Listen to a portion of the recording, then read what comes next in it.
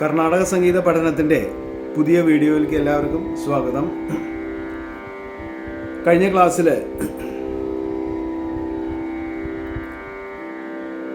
ജണ്ടധാട്ട് വരിശകളുടെ 2, 3, 4 കാലം അത് പാടി കാണിച്ചു തന്നു. സസരി സാരി സരിഗ രീഗ രിഗഗമ, അതുപോലെ അതിൻ്റെ തിരിച്ച് മമ ഗമ ഗമ ഗരി ഗരി ഗരി രി സ മമ ഗരി മഗ മരി മഗ രി മഗ രി സ പപ മപ മപ മഗ മഗ മഗ ഗരി പപ മമ ഗ പ മപ ഗ പ മഗ പ മഗരി. ഇങ്ങനെ തിരിച്ചിട്ട് പാടാനുള്ള വിധം നമ്മൾ മനസ്സിലാക്കി. നമ്മൾ പുതിയ പാഠത്തിലേക്ക് കടക്കുകയാണെന്ന് കഴിഞ്ഞ ക്ലാസ്സിൽ ഞാൻ പറഞ്ഞു. നമ്മൾ സപ്തതാളങ്ങളെക്കുറിച്ച് കഴിഞ്ഞ ക്ലാസ്സിൽ ഞാൻ ഒരു വിവരണം തന്നു. ഇതുവരെ നമ്മൾ ആദ്യ താളത്തിലാണ് നമ്മൾ ഈ വരിശകൾ മുഴുവനും പാടിയത്. ഇനി നമ്മൾ 7 താളങ്ങളെക്കുറിച്ച് പഠിക്കുകയാണ്. സപ്തതാള അലങ്കാരങ്ങൾ. അപ്പോൾ ഇത് ഓരോ താളത്തിലും ആ താളത്തിൽ പാടുന്ന അലങ്കാരങ്ങൾ, വരിശ പോലെ പാടാനുള്ള സ്വരങ്ങളുണ്ട്. അപ്പോൾ ആ താളങ്ങളെക്കുറിച്ചാണ് നമ്മൾ കഴിഞ്ഞ ക്ലാസ്സിൽ നമ്മൾ പറഞ്ഞത്. ധ്രുവതാളം, മധ്യതാളം, രൂപകതാളം, ത്രിപുടതാളം, ജംബതാളം, അടതാളം, ഏകതാളം. ഇതാണ് 7 താളങ്ങൾ. ഈ 7 താളങ്ങളിലുള്ള വരിശകളാണ് നമ്മൾ അടുത്ത ഈ പാഠങ്ങളിൽ പഠിക്കുന്നത്. അപ്പോൾ അതിനെക്കുറിച്ച്, താളത്തെക്കുറിച്ച്, നമ്മൾ ഈ സപ്തതാളങ്ങളെക്കുറിച്ച് പഠിക്കുമ്പോൾ നമ്മൾ അതിൽ അറിഞ്ഞിരിക്കേണ്ട കുറച്ച് കാര്യങ്ങൾ കൂടിയുണ്ട് താളമായിട്ട് ബന്ധപ്പെട്ടിട്ടുള്ളത്. ലഘു, ദ്രുതം, അനുദ്രുതം കഴിഞ്ഞ ക്ലാസ്സിൽ പറഞ്ഞു. ലഘു എന്ന് പറഞ്ഞിട്ടുണ്ടെങ്കിൽ അടിച്ച് വിരൽ വയ്ക്കുന്ന ക്രിയയാണ്. ഒരു താളത്തിൽ അടിച്ച് വിരൽ വയ്ക്കുന്ന ക്രിയ. അപ്പോൾ നമ്മൾ ആദ്യ താളം പഠിച്ചു. അതിന് നമ്മൾ ഇങ്ങനെ അടിച്ചിട്ട് ആദ്യം ഇങ്ങനെ 3 വിരൽ വെക്കുന്നുണ്ട്. ഈ അടിച്ച് 3 വിരൽ വെക്കുന്ന ക്രിയയ്ക്ക് പറയുന്ന പേരാണ് ലഘു. അതുപോലെ അതിൽ തന്നെ അടിച്ചിട്ട് ഇങ്ങനെ കൈ വീശുന്ന, കൈ മലർത്തുന്ന ഒരു ക്രിയ ഉണ്ട്. അപ്പോൾ അടിച്ചിട്ട് കൈ മലർത്തുന്ന ക്രിയ, അടിച്ച് വീശുന്ന ക്രിയ, അതിന് പറയുന്ന പേര് ദ്രുതം എന്നാണ്. ഇനി ചില താളത്തിൽ അടി മാത്രമായിട്ട് വരും. ഇങ്ങനെ അടി മാത്രമേ ഉണ്ടാവുള്ളൂ, വീശുണ്ടാവില്ല. അത്തരം ക്രിയകളെ അതിനെ പറയുന്ന പേര് അനുദ്രുതം എന്നാണ്. അപ്പോൾ ലഘു, ദ്രുതം, അനുദ്രുതം ഇതാണ് താളത്തിൽ വരുന്ന അംഗങ്ങൾ. അതിൽ ലഘു മാത്രം എന്താണ്, 5 ജാതികളുണ്ട്. അതും കഴിഞ്ഞ ക്ലാസ്സിൽ ഞാൻ പറയുണ്ടായി. തിസ്രജാതി, ചതുരശ്രജാതി, ഖണ്ഡജാതി, മിശ്രജാതി, സങ്കീർണജാതി. ഇങ്ങനെ 5 ജാതികളുണ്ട്. തിസ്രജാതി എന്ന് പറഞ്ഞാൽ 3 അക്ഷരം. അതുപോലെ ചതുരശ്രജാതി, ചതുർവേദങ്ങൾ. അപ്പം അതൊന്നും നമുക്ക് മനസ്സിലാവും. ചതുരശ്രജാതി എന്ന് പറഞ്ഞാൽ 4 അക്ഷരകാലാണ്. അതുപോലെ ഖണ്ഡജാതി എന്ന് പറഞ്ഞാൽ 5 അക്ഷരകാലാണ്. മിശ്രജാതി എന്ന് പറഞ്ഞാൽ 7 അക്ഷരകാലാണ്. സങ്കീർണ ജാതി എന്ന് പറഞ്ഞാൽ 9 അക്ഷരകാലാണ്. അപ്പോൾ ഈ ജാതി മാറുന്നതിനനുസരിച്ച് താളത്തിലെ, ലഘുവിലെ അക്ഷരകാലത്തിൽ മാറ്റം വരും. മനസ്സിലായോ?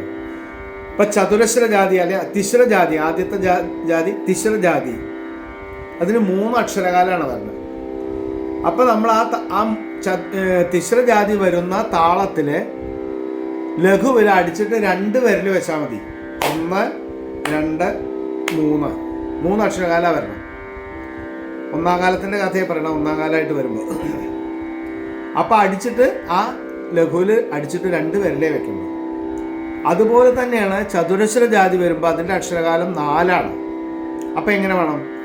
1, 2, 3, 4. ഇപ്പം എത്ര വിരൽ വെച്ചു? 3 വിരൽ വെച്ചു. അപ്പം ആ ചതുരശ്ര ജാതി വരുന്ന താളത്തിലെ ലഘുവിലൊക്കെ അടിച്ചിട്ട് 3 വിരൽ വെക്കണം. ഇനി അടുത്ത ജാതി ഏതാണ്? ഖണ്ഡ ജാതി. അത് 5 അക്ഷരകാലാണ്. അപ്പോൾ 1, 2, 3, 4, 5. അപ്പം എത്ര വിരൽ വെച്ചു? 4 വിരൽ വെച്ചു. അടി കഴിഞ്ഞിട്ട് 4 വിരൽ വെച്ചു. അടുത്തത് മിശ്രജാതിയാണ്. മിശ്രജാതി വരുമ്പോൾ 7 അക്ഷരകാലാണ്. അപ്പോൾ അടിച്ചിട്ട് 6 വിരൽ വെക്കണം. 1, 2, 3, 4, 5, 6, 7. 7 വരണം വെച്ചാൽ എത്ര വേണം? 6 വിരൽ വെക്കണം. അപ്പോൾ 5 വിരൽ കഴിഞ്ഞാൽ ഒരു വിരൽ വീണ്ടും വെക്കണം. ഇനി സങ്കീർണ ജാതി, അതാവുമ്പോൾ 9 അക്ഷരകാലാണ്. അടിച്ചിട്ട് 8 വിരൽ വെക്കണം. അപ്പോൾ 3 വിരൽ വീണ്ടും വെക്കണം. 5 വിരൽ വെച്ച് കഴിഞ്ഞാൽ വീണ്ടും 6, 7, 8 അങ്ങനെ വരും. 1, 2, 3, 4, 5, 6, 7, 8, 9. അപ്പോൾ 8 വിരൽ വെക്കണം. ഇതാണ് താളത്തിൽ. ഈ ജാതി മാറുമ്പോൾ താളത്തിലെ ലഘുവിൽ വിരൽ വെക്കുന്ന സമ്പ്രദായത്തിൽ മാറ്റം വരും. എന്നാൽ ദ്രുതം എല്ലാ താളത്തിലും ഒരു അടി വീശ് ഒരേപോലെയാണ്, അതിൽ മാറ്റമില്ല. അനുദ്രുതം എപ്പോഴും ഒരു അടി മാത്രമായിട്ടും വരും. ഇങ്ങനെയാണ് ഈ താളത്തിൻ്റെ ഈ വക കാര്യങ്ങൾ നമ്മൾ കുറച്ചൊന്നും മനസ്സിലാക്കി വെക്കണം. ഇനി നമ്മൾ അതിലെ ആദ്യത്തെ താളം ധ്രുവതാളാണ്. ധ്രുവതാളം അത് ചതുരശ്ര ജാതി ധ്രുവതാളം എന്നാണ് കാണുക. അപ്പം തന്നെ നമുക്ക് മനസ്സിലാവും ചതുരശ്ര ജാതി ആകുമ്പോൾ എന്താണ്? 4 അക്ഷരകാലാണ്. അപ്പം ആ താളത്തിലെ ലഘുവിലൊക്കെ അടിച്ചിട്ട് 3 വിരൽ വെക്കേണ്ടി വരും. ഇനി അതിൽ എത്ര ലഘു ഉണ്ട്, എത്ര ദ്രുതം ഉണ്ട് എന്നാണ് അറിയേണ്ടത്. അപ്പം ആദ്യ താളത്തിൽ നമ്മൾ എങ്ങനെയാണ് മനസ്സിലാക്കിയേ? അടിച്ചിട്ട് 3 വിരൽ വെക്കണു, അടിക്കണു, വീശണു, വീണ്ടും അടിക്കണു, വീശണു. അപ്പോൾ അതിൽ ഒരു ലഘു 2 ദ്രുതാണ്. ഒരു ലഘു എന്ന് പറഞ്ഞാൽ ആദ്യത്തെ അടിച്ച് വിരൽ 3 വിരൽ വെക്കുന്നത് ഒരു ലഘു. പിന്നെ 2 തവണ അടിച്ചിട്ട് വീശലുണ്ട്. 1, 2. അപ്പം 2 ദ്രുതം. അങ്ങനെയാണ് പറയുക ആദ്യ താളത്തിൽ. അപ്പോൾ ഒരു ലഘുവും 2 ദ്രുതമാണ്. അതേപോലെ ചതുരശ്ര ജാതി ധ്രുവതാളത്തിൽ 3 ലഘുവും ഒരു ദ്രുതമാണ്. അതെങ്ങനെയാണ് ക്രമത്തിൽ വരണമെന്ന് വെച്ചാൽ 3 ലഘു അടുപ്പിച്ചല്ല. ആദ്യം ഒരു ലഘു, പിന്നെ ഒരു ദ്രുതം, പിന്നെ 2 ലഘു. അങ്ങനെയാണ്. 1, 2, 3, 4, 5, 6, 7, 8, 9, 10, 11, 12, 13, 14. അതാണ് 14 അക്ഷരകാലാണ് അതിൽ വരിക. ഒരു ലഘു, ഒരു ദ്രുതം, 2 ലഘു. അപ്പം അത് താളം അടയാളപ്പെടുത്തുമ്പോൾ ഈ ലഘുവിനെ സൂചിപ്പിക്കാൻ വേണ്ടിയിട്ട് നമ്മൾ 1 എന്നുള്ളൊരു ചിഹ്നമാണ് ഇടുക. ദ്രുതത്തിനെ സൂചിപ്പിക്കാൻ വേണ്ടിയിട്ട് 0 ഇടും. അനുദ്രുതത്തിന് വേണ്ടിയിട്ട് U എന്നുള്ള ചിഹ്നം ഇടും. ഇപ്പോൾ ഒരു താളത്തിൻ്റെ ബ്രാക്കറ്റിൽ 1, 0, 1, 1. നമ്മൾ സാധാരണ കണ്ടാൽ നമ്മൾ 1011 എന്നാണ് വിചാരിക്കുക. പക്ഷെ ഇതിൽ അങ്ങനെയല്ല. 1 എന്ന് കണ്ടാൽ എന്താണ്? ലഘുവിനെ സൂചിപ്പിക്കുന്ന ചിഹ്നം. 0 കണ്ടാൽ ദ്രുതത്തിനെ സൂചിപ്പിക്കുന്ന ചിഹ്നം. അപ്പോൾ 1, 0, 1, 1 എന്ന് പറഞ്ഞാൽ എന്താണ്? ഒരു ലഘു, ഒരു ദ്രുതം, വീണ്ടും 2 ലഘു. അങ്ങനെയാണ് പറയുക. അപ്പോൾ ആ ഓരോ ലഘുവിലും 4 അക്ഷരം വീതം വരും. ചതുരശ്ര ജാതി ആവുകൊണ്ട്. അപ്പം 3, 3, 6, 3, 9 എണ്ണം 9 അക്ഷരകാലം ലഘുവിൽ വരും. പിന്നെന്താണ്? 9 അല്ല, 4, 4, 8, 4, 12 വരും ചതുരശ്ര ജാതി ആകുമ്പോൾ. തിശ്ര ജാതി ആകുമ്പോഴാണ് 3 വരിക. അപ്പം 4, 4, 8, 4, 12 അക്ഷരകാലം വരും 3 ലഘുവിൽ. പിന്നെ ഒരു ദ്രുതം. ദ്രുതം എപ്പോഴും 2 അക്ഷരമാണ്. 1, 2. ഇപ്പം 12, 2, 14 അക്ഷരകാലാണ് ചതുരശ്ര ജാതി ധ്രുവതാളത്തിൽ വരിക. ഇതന്നെ തിശ്ര ജാതി ധ്രുവതാളാവുമ്പോൾ മാറും. ഞാൻ പറഞ്ഞില്ലേ, നേരത്തെ പറഞ്ഞില്ലേ, 3, 3, 3, പിന്നെ 2 വരും. 3, 2, 3, 3 എന്നാണ് വരിക. കാരണം ആദ്യത്തെ ലഘുവിൽ 3, പിന്നെ ഒരു ദ്രുതം 2, പിന്നെ വീണ്ടും 3, 3. അപ്പോൾ 9, 2, 11 അക്ഷരകാലാണ് ഈ തിശ്ര ജാതി ധ്രുവതാളാവുമ്പോൾ വരിക. അതന്നെ ചതുരശ്ര പിന്നെ ഖണ്ഡജാതി ധ്രുവതാളാവുമ്പോൾ എന്താണ്? ഈ ജാതി മാറുമ്പോൾ 5 ആവും.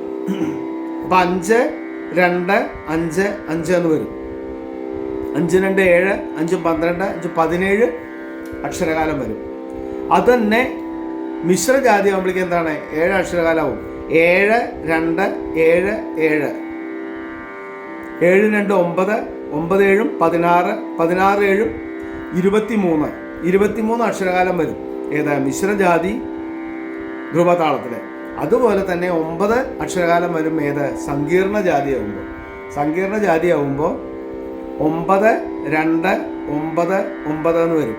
അപ്പോൾ 9, 2, 11, 11, 9, 20, 29, 29, 29 അക്ഷരകാലം വരും. ഏത്? സങ്കീർണ ജാതി ധ്രുവതാളം. അപ്പോൾ ജാതി മാറുമ്പോൾ ആ താളത്തിലെ അക്ഷരകാലത്തിൽ മാറ്റം വരുന്നത്. അപ്പോൾ ഇതിൽ നമ്മൾ ധ്രുവതാളമാണ്, നമ്മൾ ചതുരശ്ര ജാതി ധ്രുവതാളമാണ് നമ്മൾ ആദ്യം പഠിക്കുന്നത്. അപ്പോൾ അതിൻ്റെ താളം നമ്മൾ എങ്ങനെ അടിക്കുക? 1, 2, 3, 4, 5, 6, 7, 8, 9, 10, 11, 12, 13, 14.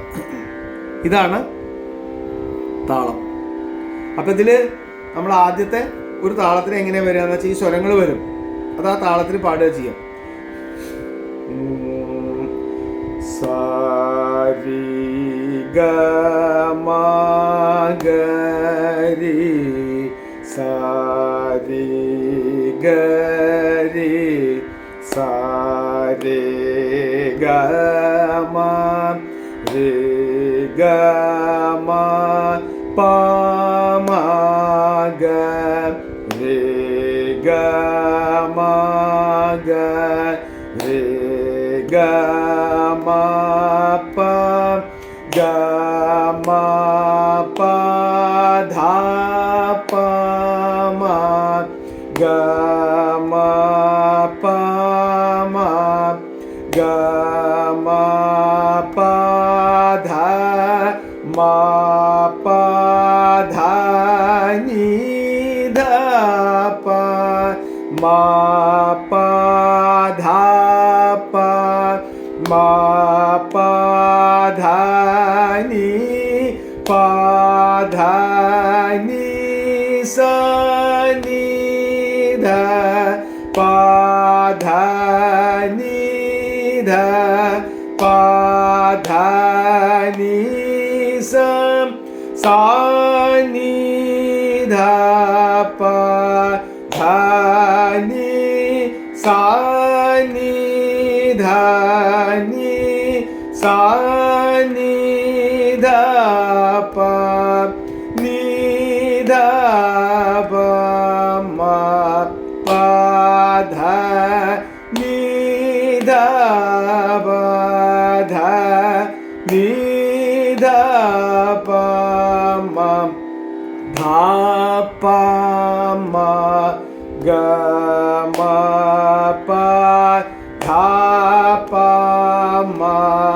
പ ധ പ മ ഗ പ മ ഗ രി ഗ മ പ മ ഗ മ പ മ ഗ രി മ ഗ രി സ രി ഗ മ ഗ രി ഗ മ ഗ രി സ.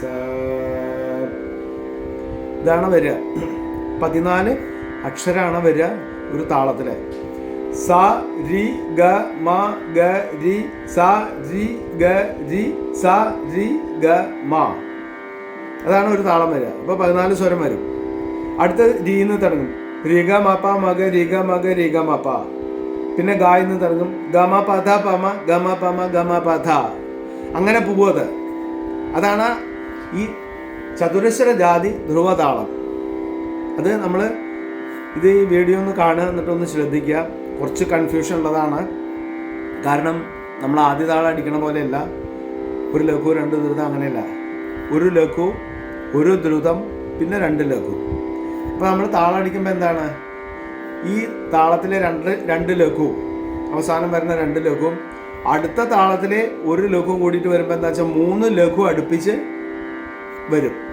അപ്പോൾ നമ്മൾ താളം അടിക്കുമ്പോൾ നല്ലോണം ശ്രദ്ധിക്കണം എന്നർത്ഥം. ഇനി ഇതിൻ്റെ 2ഉം 3ഉം കാലമൊക്കെ പാടണം, തിരിച്ചും പാടണം. മഗരേ സ രേ ഗ മഗരേ ഗ മഗരേ സ പ മഗരേ ഗ മ പ മ ഗ മ പ മഗരേ. തിരിച്ചിട്ടും നമ്മൾ പാടും. അടുത്ത ക്ലാസ്സിൽ പാടി കാണിക്കാം. ഇതിൻ്റെ 2ാം കാലം പാടി കേൾപ്പിക്കാം. താളത്തെക്കുറിച്ചും അതുപോലെ ഈ സപ്തതാളങ്ങളെക്കുറിച്ചും 5 ജാതികളെക്കുറിച്ചും അതിൻ്റെ അക്ഷരകാലങ്ങളെക്കുറിച്ചൊക്കെ ഒന്ന് മനസ്സിലാക്കുക. സംശയം ഉണ്ടെങ്കിൽ ചോദിക്കുക, കമൻറ്റ് ബോക്സിലിടുക. എല്ലാവരും വീഡിയോ കാണുക, സപ്പോർട്ട് ചെയ്യുക. എല്ലാവർക്കും അടുത്ത വീഡിയോയിൽ കാണാം. നമസ്കാരം, നന്ദി.